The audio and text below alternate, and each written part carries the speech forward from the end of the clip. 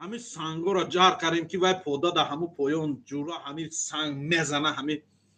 بز بگه همین عثمان در هم میرخزه و میزنه در زمین بز غولایی که عثمان در پریده سعید اوخای سنگ وقتی ای بلندی ای که جار میکنی با دیگه سنگا را هم قطیش میزنم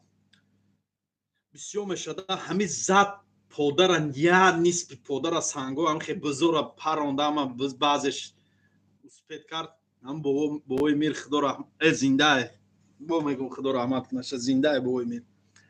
همین کورچه را میگیرم میدم این بوزه بخشه بزنه اون نتا فلان کنم پودوانه میدم این کلی بوزه بگیرم